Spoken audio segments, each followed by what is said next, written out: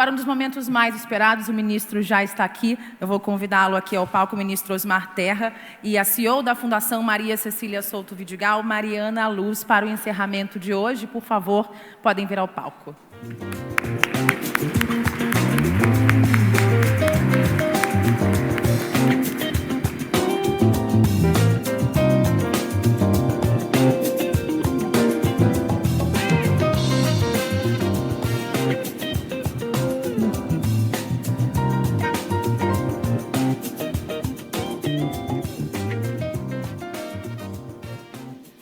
Muito boa tarde a todos e a todas. Senhor ministro, uma honra, um prazer tê-lo aqui conosco. Esse foi um dia extremamente produtivo. A gente queria fazer um wrap-up, um resumo um pouco em 3 minutos do que aconteceu no dia de hoje, antes da gente começar a conversa com o ministro Osmar Terra e falar um pouco sobre essa grande agenda de primeira infância, essa agenda da equidade na primeira infância, e de como que a gente endereça esses temas do ponto de vista do setor público, sobretudo, que acho que é a função que o ministro exerce hoje, mas também com uma perspectiva mais ampla de sociedade civil organizada, de setor privado e de todos esses agentes da sociedade que são fundamentais para que essa agenda, de fato, avance. Então, acho que a gente começou o nosso dia com... A gente tem essas facilitações gráficas, eu não sei se a gente vai conseguir projetar, mas já na mesa de abertura, a gente trouxe a questão de que são 20 milhões de crianças brasileiras, das quais 1/3, ou seja, 7 milhões, estão em situação de vulnerabilidade. Então, se a gente tem 20 milhões de crianças brasileiras com até 6 anos, 7 em vulnerabilidade, como é que a gente, quando fala de equidade, traz isso à tona? E o tom da conversa de hoje de manhã, ministro da abertura, foi muito que para a gente tratar dessas crianças, a gente precisa olhar para o começo da história, né? Então, já no começo da vida, o nosso documentário falava muito de que se a gente muda o começo da história, a gente muda a história inteira, e isso 3 anos depois, e eu acho que sempre quando a gente falar de primeira infância, vai estar presente, e é no início da vida. A gente teve até a Marina, que é a nossa gerente, grávida aqui, então representando muitíssimo bem esta fase da vida que é o início, e onde essa criança que está na barriguinha dela já aprende, já escuta, já está aqui absorvendo tudo isso que a gente está fazendo em prol dela e de todas as outras 20 milhões de crianças até os 6 anos no Brasil. Então, esse foi o tom do início do nosso dia, que eu acho que é muito representativo. Na sequência, a gente teve uma mesa importantíssima com o professor Naércio e o professor Williams, da Universidade de Harvard, e eles falaram muito da questão, um pouco da epigenética, mas também da desigualdade. Então, acho que o Naércio trouxe uma perspectiva muito interessante de Brasil, né? Então, o diagnóstico de Brasil, que é duro de ver, porque as desigualdades são muitas. O Brasil é um dos países mais desiguais do mundo, mas a gente precisa encarar essa realidade e trazer a perspectiva de que é por meio da busca da equidade, da inclusão, que a gente consegue também fazer isso. E o professor Williams, muito de que trouxe a perspectiva do racismo, né? E que esse racismo estrutural que também a gente tem que endereçar no início da vida, porque são essas minorias e todos os elementos de minorias que compõem essa desigualdade e que afastam a gente da equidade que a gente busca. Então, se a gente conseguir trazer essas melhorias, acho que o senhor fala muito isso, né? E eu já o ouvi dizendo, os bebês nascem, gente, iguais, ou com o mesmo potencial de se desenvolver. E se a gente mitigar essas diferenças lá no início da vida, seja ela do racismo, da aprendizagem linguística, do estresse, né? Esse estresse enraizado que se impõe aí por meio dessas desigualdades e por meio desses ambientes não favoráveis para o aprendizado, é aí que a gente consegue endereçar, é nesse momento que a gente consegue endereçar, mas a gente precisa trazer luz, porque a equidade, ela é o oposto da desigualdade. Se a gente traz a desigualdade, a falta de inclusão e as minorias para a pauta, a gente consegue avançar, porque a gente precisa trazer isso para o debate, a gente precisa encarar isso de forma estrutural no nosso Brasil e em todo o mundo, e a primeira infância é o melhor caminho para que a gente faça isso. E isso foi antes do almoço. A gente fechou aqui a nossa manhã com uma perspectiva muito interessante dos Objetivos de Desenvolvimento Sustentável. Eu gosto de dizer que os ODS são a utopia global, é a melhor utopia global que a gente pode ter para uma agenda de 2030, e a gente entende muito que todos os ODS estão conectados com a primeira infância, a gente tem que trazer essa perspectiva. Acho que 10, 11 deles são mais óbvios, mas acho que a fala aqui do PNUD foi muito na linha de que esse é um caminho, essa é a agenda de todos, vamos abraçá-las, né? E na parte da tarde, a gente começou a nossa tarde aqui com duas mulheres aí maravilhosas. Então, a gente trouxe a Cristina e a Ellen, e olhando muito para a intersetorialidade, e aí da mesma maneira para casos no Brasil e casos nos Estados Unidos. Então, a intersetorialidade aí dos comitês no âmbito federal, do Criança Feliz, Eli aqui representada, a gente falou muito do papel desse comitê intersetorial nas esferas federal, estadual e municipal. A Ellen trouxe a perspectiva americana dos programas como Educare e Sixpence, e acho que também trazendo esse olhar muito do que a gente quis aqui buscar trazer no simpósio, que é uma perspectiva nacional, mas como é que a gente olha para as boas práticas, como é que a gente olha para os sucessos de outros países como um elemento adicional dessa tradução da ciência, né? E o elemento da ponta, da prática e da forma que a gente consegue, então, se inspirar e fazer mais. E acho que, por fim, aí, o último painel, que foi de qualidade, que começou nessa conversa da intersetorialidade, e que eu vou resumir muito aqui, sem já um sketch, porque não deu tempo da turma da facilitação gráfica, que trabalha maravilhosamente bem, terminar, mas muito que acho que o resumo, se eu puder usar o Daniel, que para mim expressa muito bem isso, não tem equidade sem qualidade. Então, acho que eles falaram muito melhor do que eu poderia aqui, mas a verdade é essa. Na verdade, se a gente não tiver qualidade, há um risco da gente aumentar a desigualdade, gente. Então, a busca pela qualidade, além do acesso, ela é a máxima de todos os campos e das esferas intersetoriais da primeira infância, e é por ela que a gente tem que trabalhar. Então, acho que esse é um resumo rápido para o nosso dia, para inspirá-lo e para novamente agradecer aqui a sua presença e a gente começar a nossa conversa. Eu acho que o ministro Osmar Terra, ele dispensa introduções, apresentações, mas eu queria fazer um depoimento pessoal em nome da Fundação Maria Cecília, né? A gente hoje fala aqui e organiza esse simpósio pelo Núcleo Ciência pela Infância. E o Núcleo Ciência pela Infância nasceu em 2011. E o ministro, ele foi um elemento crucial que antecedeu a criação do núcleo, né? Não à toa ele e o Saucípio que criaram toda essa história. Eles foram o começo dessa história, gente. Então, acho que nada mais representativo para a gente dizer aqui e tê-los presentes, né? Ministros Marterra, Saucípio, que são pessoas que nos inspiraram lá atrás. Ele hoje está ministro, mas, na verdade, ele é um dos maiores champions de primeira infância no Brasil, e é isso que tem pautado o nosso relacionamento, o nosso aprendizado com ele e as nossas parcerias que vêm de longa data e que continuam até hoje, ele estando no Ministério da Cidadania e fazendo um trabalho tão bonito pelo Brasil. A Cláudia comentou aqui mais cedo, né? E a Daniela também, de que o Brasil nos inspira, né? Daniela, você trouxe na tua fala, e a Cláudia falou muito do Criança Feliz, que é o maior programa de visitação domiciliar do mundo. Não só ele ser o maior programa, mas ele foi reconhecido internacionalmente por isso, acabou de ganhar o WISE Awards, que é um prêmio importantíssimo que o ministro vai receber, acho que em novembro, né, ministro? Novembro. Então, acho que é um parabéns, porque a gente precisa também valorizar as boas práticas do setor público, do setor social, do setor privado, porque é nelas que a gente consegue trabalhar e se inspirar. Vamos para o nosso papo, então, ministro? Primeira pergunta. Ministro, a gente fala aqui muito do cuidado, né? Então, a gente falou de amor na última mesa, a gente fala de afeto, a gente fala de vínculo, e a gente sabe que para os pais conseguirem ter essa interação positiva, ter uma parentalidade ativa e positiva com essa criança, e aí sim ter a capacidade, essa criança ter a possibilidade de se desenvolver e de atingir o seu pleno potencial, isso só acontece se a gente também cuidar dos pais. E isso serve para todo mundo. Então, a gente precisa de cuidar de quem cuida, né, ministro?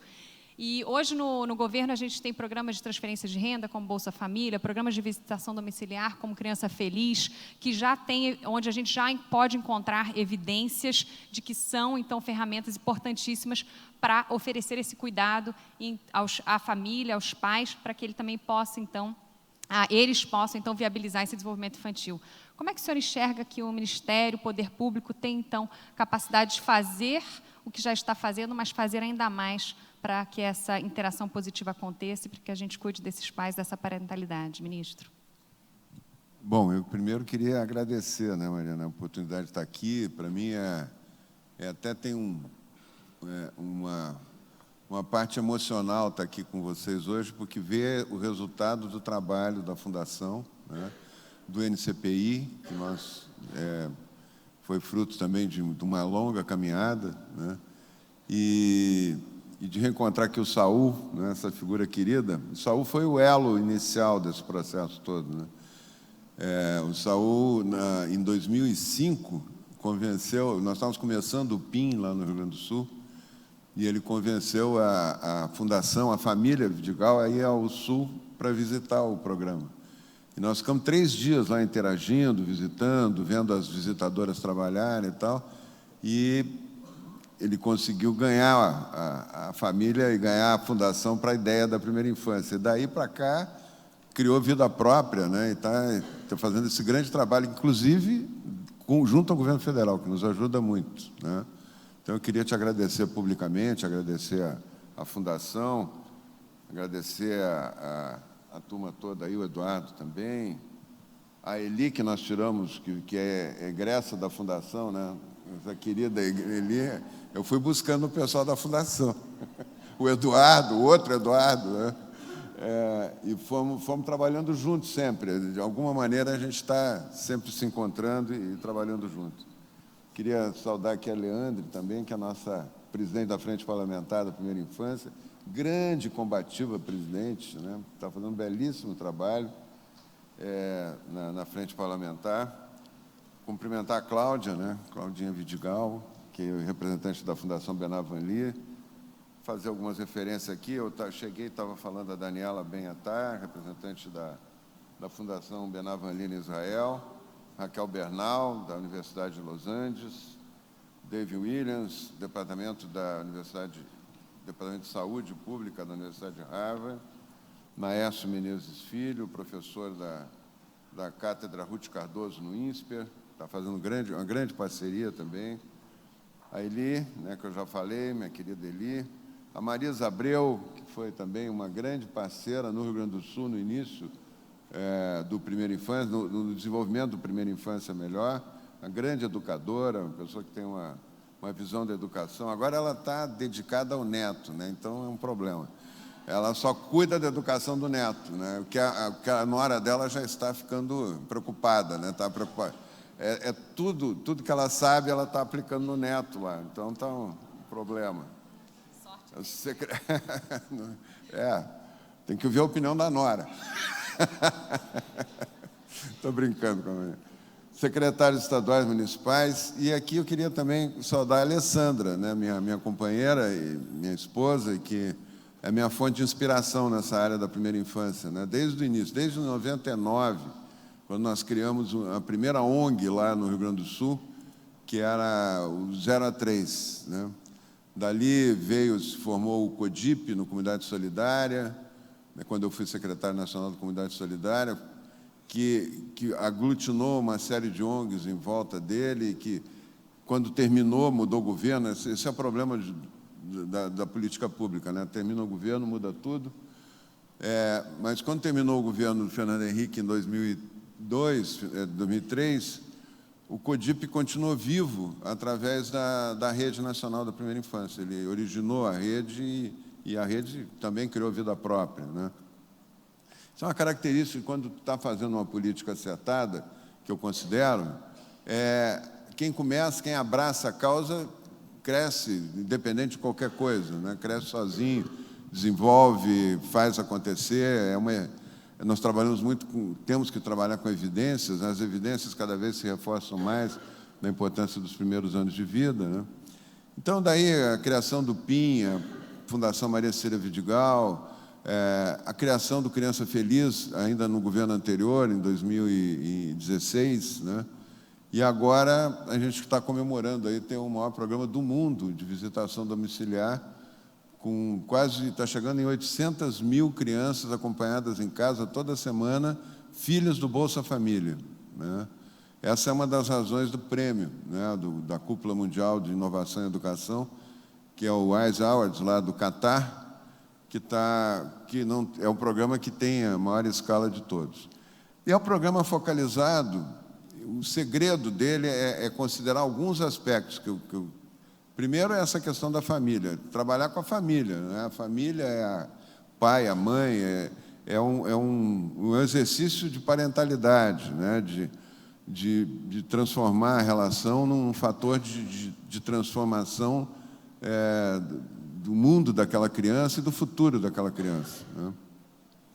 Mas ele se baseia em conceitos também científicos, né? Daí a importância no NCPI, né? Ele se baseia muito na ciência, né?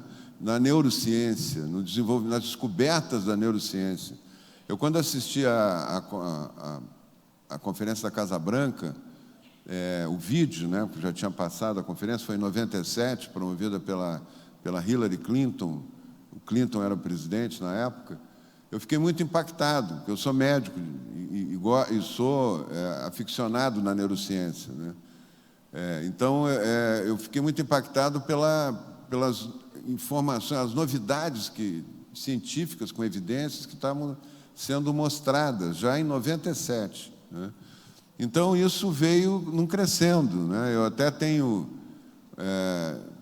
um material agora que eu estou colocando, vou incluir nas minhas próximas palestras, as descobertas visuais sobre... Bom, todo mundo sabe que o início da vida é que forma as conexões numa velocidade incrível, né? Depois essa velocidade diminui. Então, e é formado pela relação com o cuidador, né? O que o cuidador proporciona àquela criança de visão do mundo, né? E das relações afetivas. Mas agora tem uma descoberta, Saul, bem interessante sobre neurogênese, que eu vi, e fiquei muito impactado, porque mostra que, mesmo depois que a criança nasce, ela continua formando novos neurônios. E numa velocidade muito alta no início, e depois cai essa velocidade, né? E a curva da formação dos novos neurônios e a queda obedece exatamente à curva do Heckman. Aquela curva que você já deve ter visto do Heckman, de custo-benefício de investimento em programas, é uma coisa assim impactante, né? Você vê como é que a ciência mostrando cada vez mais que é impossível não considerar o início da vida como a fase mais importante, que é impossível não considerar as políticas de primeira infância como a política mais importante que um governo pode fazer, né? Então, essa foi a minha busca como gestor público, qual é a chave de tudo, o que pode ser feito de política pública que muda tudo, né? Claro que demora tempo, né? Tem que deixar o tempo andar, mas é a primeira infância, não tem outra chave para isso, né? E nós conseguimos convencer o governo também. No governo Bolsonaro, o programa explodiu, aumentou muito, né? Aumentou muito rápido, com muito apoio.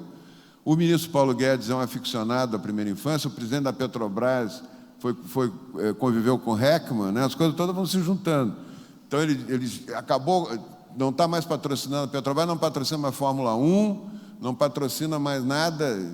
Eles gastavam 1 bilhão com patrocínio de Fórmula 1 para botar a marca da Petrobras no capacete de um piloto, que nem brasileiro era, né? Então, hoje a prioridade número 1 da Petrobras, eu participei de um evento agora lá no Rio de Janeiro, é a primeira infância, né? Então, está juntando as coisas estão se juntando para reforçar esse trabalho que a gente tem tanto apoio da Maria Cecília, da Bernard Van Leer, né, Claudinha? É muito importante o apoio da Bernard Van Leer, e outros parceiros estão se juntando nessa caminhada. Mas a questão dos pais é crucial. Não adianta só levar a criança para a creche, né? A criança está na creche, está bem cuidada, início da vida, a primeira infância. Então, se ela chegar em casa e não tiver a correspondência do apego, né, período crítico do apego, que é outro período importantíssimo, né? Ela não vai ter um desenvolvimento adequado, né? Não vai... a qualidade do desenvolvimento dela vai ficar abalada. Exatamente, ministro. Só para destacar que a Petrobras está aqui com a gente hoje em peso também, então um parceiro importante mesmo. Acho que é trazer o setor privado, né, que tem a caneta na mão. E eles estão melhorando de desempenho, então acho que pode contar com eles. Deram um salto no desempenho, quase quebraram, né? Roubaram tanto lá que quase quebraram tudo, mas Mas ela deu um salto agora, está melhorando bastante.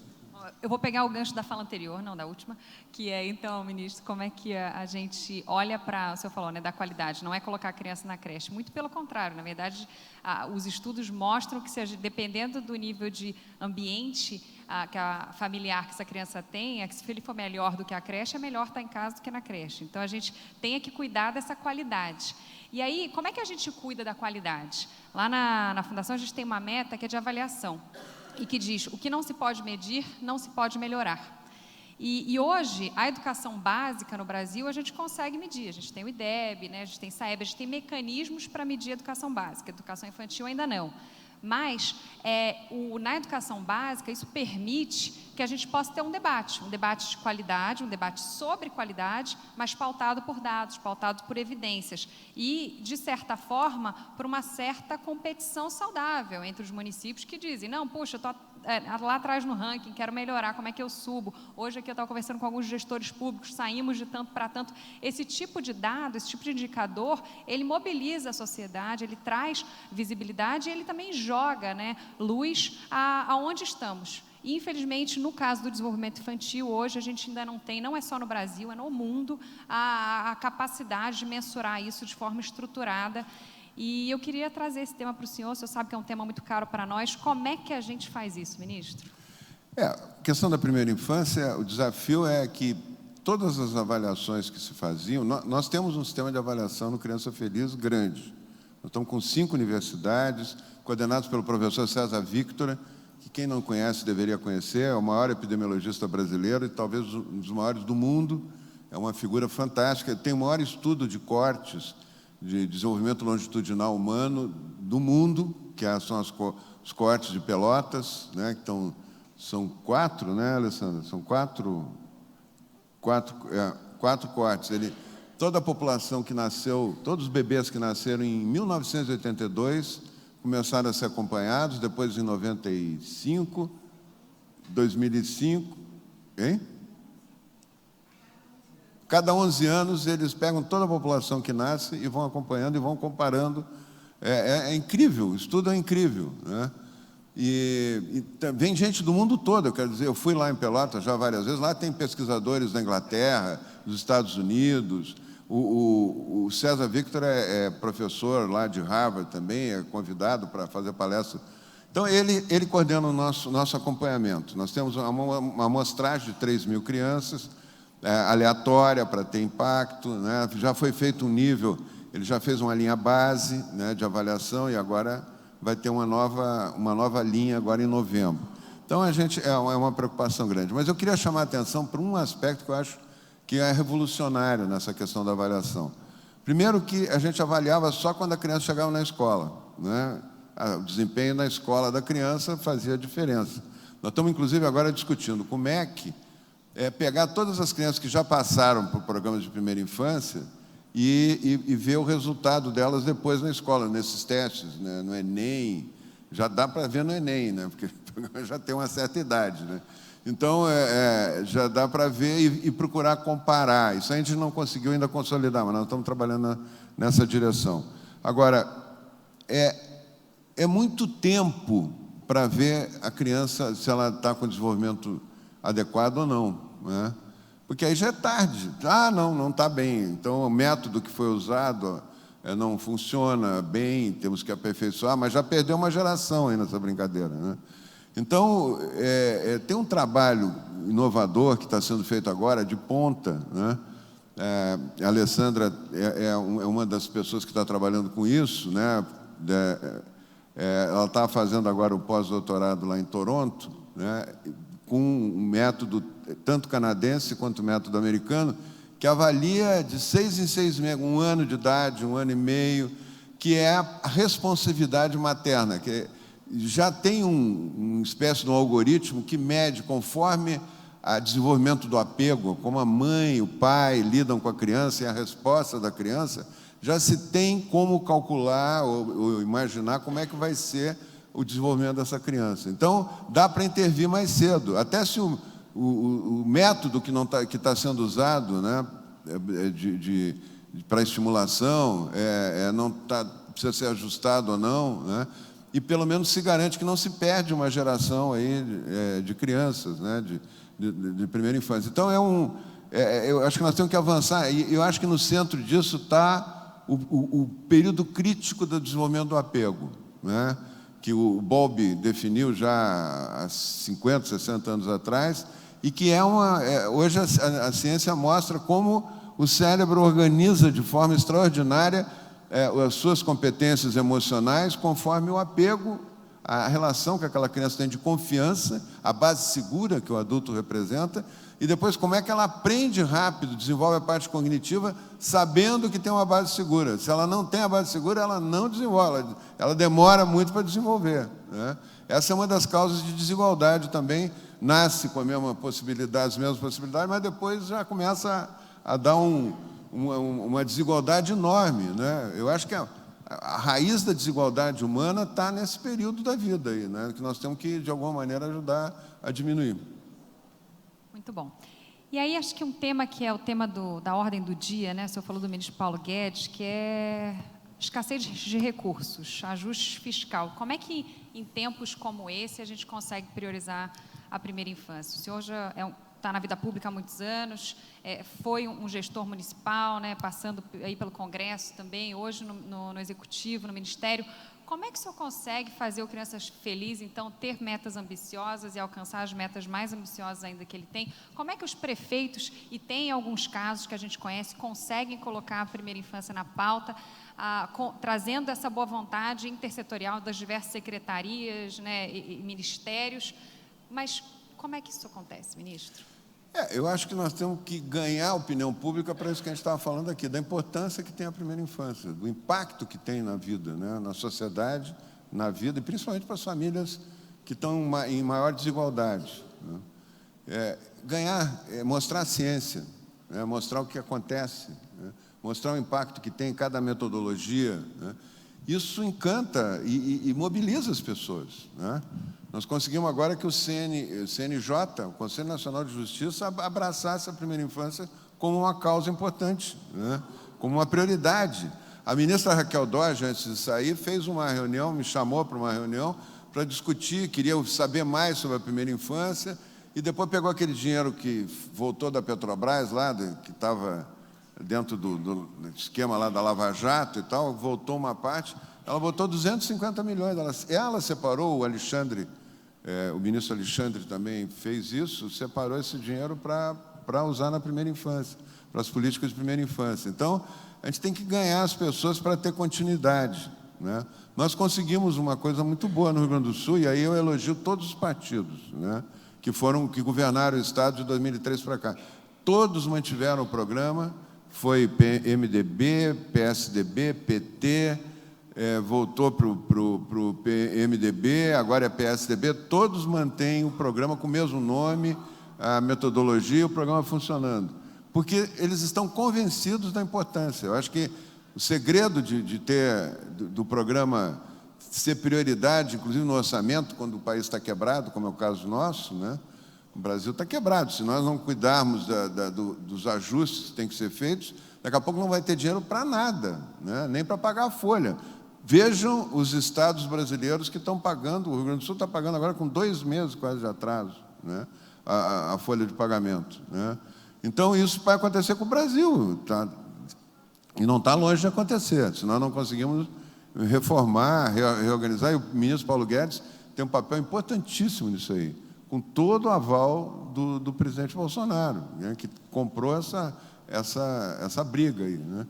Então, como é que a gente faz para que a primeira infância tenha...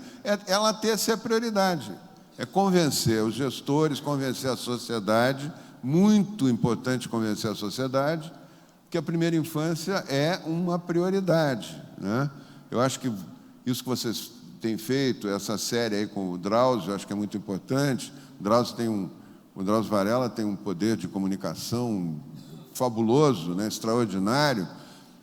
Os filmes que foram feitos sobre a primeira infância, eu acho que basta as pessoas verem um filme bem feito sobre o assunto que elas se convencem, né?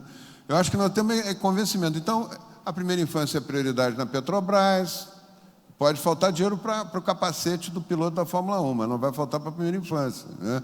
Pode faltar dinheiro para outras coisas no governo federal, mas eu tenho certeza que não vai faltar para a primeira infância, né?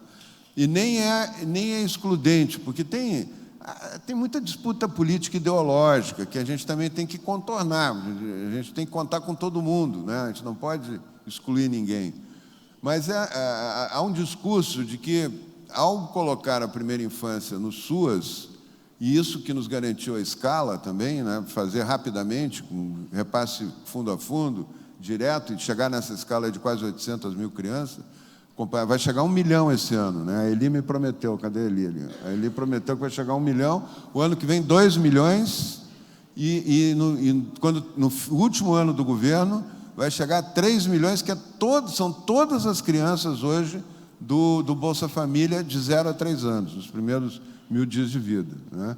Então é claro que nisso a gente tem que garantir a qualidade também, porque a expansão às vezes faz cair a qualidade, isso de alguma forma acontece em alguns lugares, mas nós temos que priorizar, ganhar as pessoas e priorizar. É uma prioridade do governo. E eu estava dizendo dessa disputa, que não é uma disputa real, né?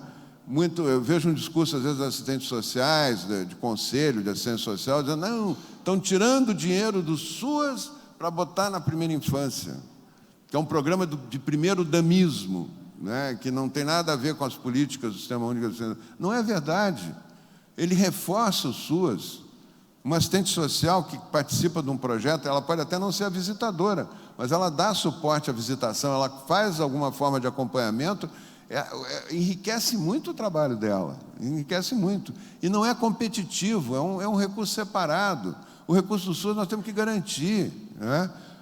Está atrasado, os municípios estão se queixando, está atrasado por causa do contingenciamento, mas nós vamos botar em dia, né? Mas não podemos parar o programa de primeira infância, né? Chegaram a votar numa conferência e acabar com o programa de primeira infância, porque era uma coisa de primeiro damismo, era uma coisa que não tinha nada a ver com o SUAS, né? Então, essas coisas nós temos que superar. É uma discussão também complicada, mas nós temos que superar. Tem que ter o SUAS, e o SUAS tem que ser reforçado, e tem que ter o programa de primeira infância. E vamos usar a rede fantástica do SUAS, com apoio da saúde, com apoio da educação. Aliás, isso é uma discussão também complicada, né? A Marisa, quando foi secretária de Educação de Caxias do Sul, né, ela começou a escalada dela como secretária de Educação, depois foi secretária do Estado, foi minha colega lá no Estado do Rio Grande do Sul. A Marisa era Educação e o SUS estava sendo... O PIN era feito pela Saúde. Por que era feito pela Saúde? Porque a Saúde estava entendendo melhor o programa, podia ser feito pela Educação, podia ser feito... qualquer área, desde que trabalhe junto, qualquer área pode liderar esse processo. Nós lideramos porque nós temos 5 reuniões pré-Marisa.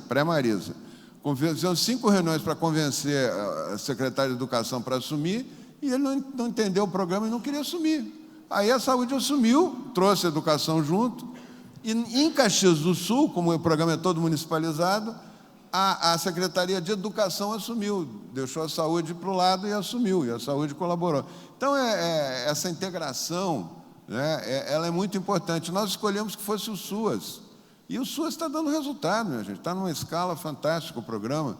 Então, eu acho que nós temos que nos preocupar, não deixar querelas ideológicas, políticas, que é o meu governo, não é o teu governo que está fazendo, atrapalhar isso aí, né? Obrigada, ministro. Felizmente, o nosso tempo está acabando, o dia está intenso, a gente começa amanhã com o Drauzio, mas eu vou fazer um último pedido para o senhor, então. A gente gostaria de fazer considerações, que o senhor fizesse considerações finais, mas levando em conta que aqui a gente tem cerca de 300 pessoas, dos quais tem um número expressivo de representantes do poder público, mas a gente também tem 80 simpósios satélites acontecendo nesse momento em todo o Brasil, 2 fora do Brasil. Então, eu queria um tweet, aí, um recado seu, em tempos que o Twitter está na moda, a gente queria um tweet seu sobre como é que a gente endereça a equidade na primeira infância. Como a gente resolve a primeira infância com equidade? Qual que é o seu tweet? Eu acho que a primeira infância é um fator de equidade, né? Ela impulsiona o processo de equidade na sociedade brasileira e no mundo, né? No mundo. Tem problema de equidade na China, tem problema de equidade nos países adiantados, desenvolvidos. Aliás, a China está tá pegando informações nossas para montar um programa deles. Eles têm programa pilotos na China. Eles não têm um programa nessa escala. Em escala, o nosso é muito maior. E olha que a China, a hora que começar a botar escala, vai ficar um negócio impressionante, né? Então, o que eu acho é isso. Eu acho que o maior exercício de combate à desigualdades, à iniquidade. Tem um visitador indo na casa daquela família, muda tudo. Diminui até a violência doméstica, né? Muda tudo. Valoriza, a família valoriza, valoriza a criança, né? Sabe que a presença... Ele traz para aquela família todas as políticas públicas que tem no município, né? Então, isso começa a mudar a história de vida daquelas famílias, daquelas crianças, e muda tudo, né? Eu acho que a primeira infância é sempre aquela frase que a gente usa, né? As crianças nascem com o mesmo potencial. O que vai fazer a desigualdade, a iniquidade, a diferença é como elas vão ser cuidadas a partir do momento que nascem, né? Então, eu acho que é uma responsabilidade muito grande de todos nós e volto a agradecer muito à Fundação Maria Cecília, né, Saul? Todo o trabalho que vocês fizeram aí foi muito importante e nos inspirou muito, até nos momentos que a gente estava sem programa nenhum, né? As coisas estavam no ar, né? Vocês ajudaram a consolidar, a trazer o curso de Harvard. O curso de Harvard foi um fator, né, Leandro? O curso de Harvard fez a cabeça, acho que, de uns 100 deputados lá. Nossa lei da primeira infância, que nós costuramos no Congresso, o marco legal, ele foi aprovado por unanimidade na Câmara e no Senado em menos de um ano. Isso não existe, velho. Olha, eu sou deputado de 6º mandato, eu nunca tinha visto uma coisa dessa.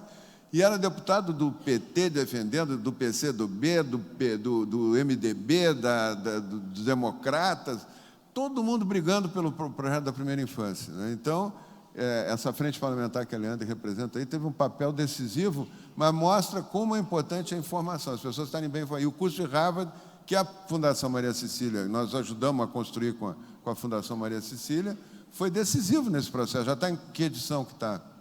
Fizemos a 8ª esse ano e agora em março a 9ª. Isso. E a gente comemora 10 anos daqui a 2 anos. E eu queria só fazer uma referência, quando falam de primeiro-damismo, esse programa tem uma questão de gênero muito importante. As mulheres entendem muito melhor do que os homens, mais rápido, não que os homens não vão entender. Elas entendem mais rápido, né, do que os homens, né? A importância, eu acho. Elas entendem mais rápido. E quando uma primeira-dama resolve dizer que é um programa importante para ela, como foi no governo do Michel, como está sendo muito agora no governo do presidente Bolsonaro, com a Michelle Bolsonaro, ela mobiliza, ela catalisa milhares de primeiras-damas que passam a olhar para o programa, que não entendiam, que não falavam nada, que não sabiam, passam a olhar para o programa e impulsiona e garante orçamento também. É outro fator de garantia de orçamento, a primeira-dama, tá? Tá bom? Era isso aí. Obrigado. Obrigada, ministro.